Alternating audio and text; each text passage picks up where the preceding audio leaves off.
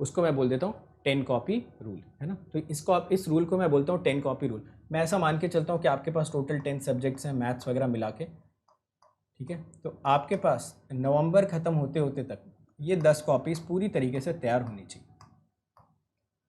बोलो कर लोगे ये 10 कॉपीज़ को रेडी? अगला सब्जेक्ट क्या पढ़ोगे? बाय द वे नेटवर्क पढ़ते हो। नेटवर्क में भी बहुत फोकस्ड अप्रोच रखना है। क्लास नोट्स पढ़ लिया, समझ में आ गया, क्लास के क्वेश्चन समझ गए, डीपीपी लगाया, लग गया ज़्यादातर क्वेश्चन, जो नहीं लगे सर ने क्लास में डिस्कस कर ली, उससे भी हमने सीख लिया।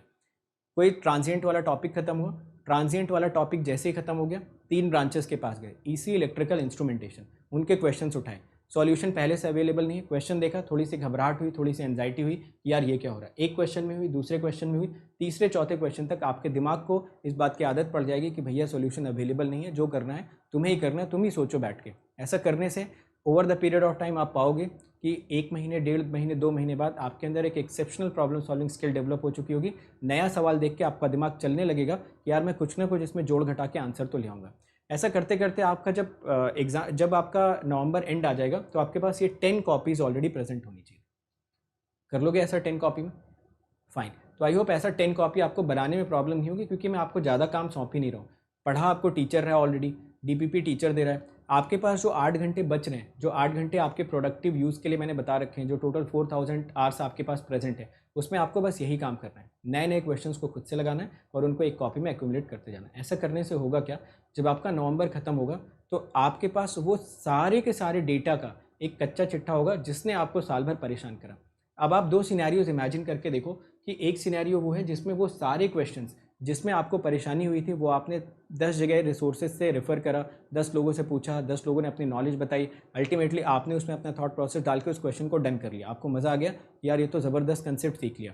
बट 8 महीने बाद या 6 महीने बाद ना आपके पास कोई डेटा नहीं उन क्वेश्चंस का, आप भूल गए वो सारी चीज़ें कि यार पता नहीं क्या पढ़ा था उस टाइम पे, क्या बताया था किसने, वो कोई डेटा प्रेजेंट नहीं है। दूसरा आप सिनेरियो इमेजिन करो कि जो जो भी क्वेश्चंस ने आपको ट्रबल करा था उन सारे क्वेश्चंस को आपने डॉक्यूमेंटेड कर रखा है। तो आप मुझे बताइए नवंबर में आपके पास किस सिचुएशन में ज़्यादा कॉन्फिडेंस होगा, फर्स्ट या सेकंड में? ऑब्वियसली सेकंड सिचुएशन में आपके पास ज़्यादा कॉन्फिडेंट इसलिए होगा क्योंकि वहाँ पे ना आपने अपनी सारी मिस्टेक्स को, सारी गलतियों को एक जगह पे डॉक्यूमेंटेड कर रखा होगा। ये डॉक्यूमेंटेशन बहुत ज़रूरी है। क्या ऐसा करना बहुत आसान है? बिल्कुल नहीं। जितने भी लोग ये सेशन देख रहे हैं क्या ऐसा करेंगे? शायद आप में से 1% लोग ऐसा करें, शायद, वो भी मैं बोल रहा हूँ, क्योंकि बहुत कम लोगों के पास ये करने की इच्छा शक्ति होगी, क्योंकि ये करना बिल्कुल भी मज़ेदार नहीं, बहुत बोरिंग है, कुछ भी मज़ा इसमें नहीं, तकलीफ़ अलग से होगी, माइंड करेगा कि ठीक है चलो इधर घूम लेते हैं, कुछ और कर लेते हैं, यूट्यूब पे कुछ देख लेते हैं, फेसबुक चला लेते हैं, दिमाग कभी भी इन सब चीज़ों में लगेगा नहीं। तो 1-आधा% लोग जो ऐसा करेंगे उनको बहुत ही मैसिव बेनिफिट मिलता है नवंबर में। अल्टीमेटली सिलेक्शन भी किसी भी डोमेन में सारे लोगों का तो नहीं होता है। 2 लाख लोग अगर फॉर्म भरते हैं तो टॉप 200 में 200 लोग ही आते हैं, ये कड़वा सच है जो हमें देर सवेर एक्सेप्ट कर ही लेना चाहिए। खैर चलो, मैं तो आपको समझा रहा हूँ, मैं तो यही चाहूँगा कि जितने भी लोग ये देख रहे हैं सारे लोग सक्सेसफुल बनो लाइफ में, सारे लोग एक अच्छी स्ट्रैटेजी फॉलो करके अपने जो आने वाले गोल्स हैं उनको अचीव करो। ठीक है, तो ऐसे 10 कॉपीज़ आप लोग बना लोगे। अब यहाँ पे देखो एक कॉमन क्वेश्चन और आता है।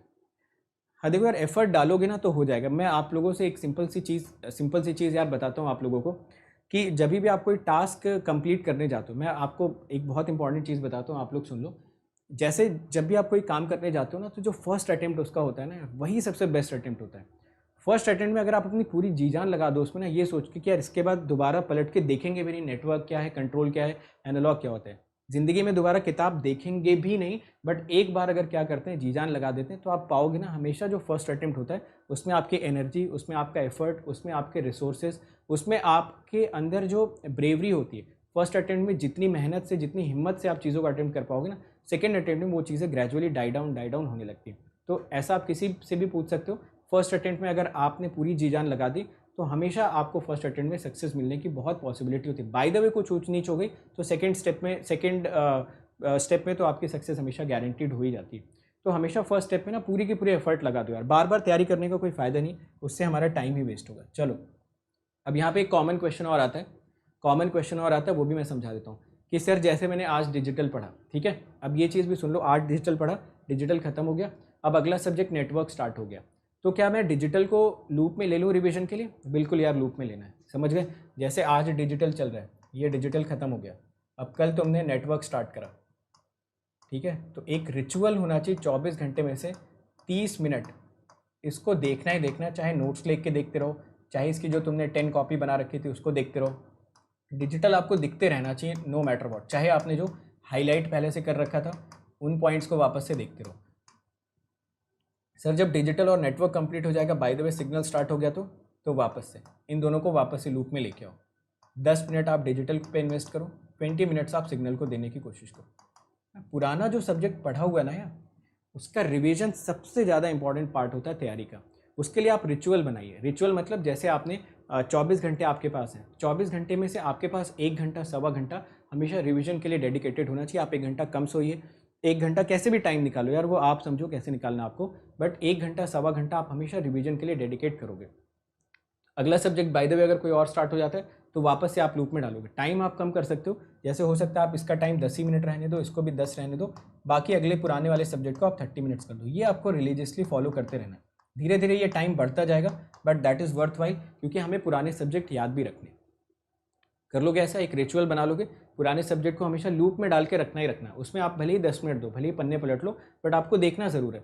ऐसा नहीं होनी चाहिए कि कॉपी किसी कोने में बंद होकर बिल्कुल रखी हुई है। वो चीज़ धीरे धीरे ना दिमाग पे हावी होने लगती है और दिमाग को एक सिग्नल देती है कि यार डिजिटल तुमको पढ़े हुए 2 महीने हो गए, इसका मतलब तुम डिजिटल पूरा भूल चुके हो, इसका मतलब डिजिटल में शुरू से लेकर आखिरी तक तुम्हें पूरी वही मेहनत करनी पड़ेगी।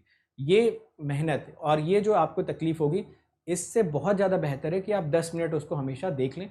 हालांकि ये 10 मिनट देखने का भी मन हमारा नहीं करेगा, बट ये अगर करोगे आप तो आपको हमेशा इस बात की शांति रहेगी कि जो मैंने डिजिटल ऑलरेडी पढ़ा हुआ है ना, वो कहीं ना कहीं मेरे दिमाग के कोने में स्टोर है, मुझे चिंता करने की ज़रूरत नहीं है। तो ये अपने आप को शांति देना, ये अपने आप को सुकून देना तैयारी के दौरान बहुत इंपॉर्टेंट होता है। तैयारी के दौरान जो सबसे बड़ी प्रॉब्लम आती है वो इसी बात की आती है, 2 महीने 3 महीने 4 महीने बाद जो आपको भी आएगी कि यार पुराना वाला तो कुछ याद नहीं है। तो अगर पुराना वाला कुछ याद नहीं, ये फीलिंग अभी से आप मिटिगेट करना चाहते हो, ख़त्म करना चाहते हो, तो लूप में हमेशा पुराने सब्जेक्ट्स को डाल के रखो। ठीक है, आ गया ना सबको समझ में ये पॉइंट। अब देखो इसके लिए ना आपको टाइम को बहुत एफिशिएंटली मैनेज करना पड़ेगा। जैसे जैसे आप आगे जाते जाओगे, सब्जेक्ट्स तैयार होते जाएंगे, वैसे वैसे आपके ऊपर बर्डन भी कम होता जाएगा।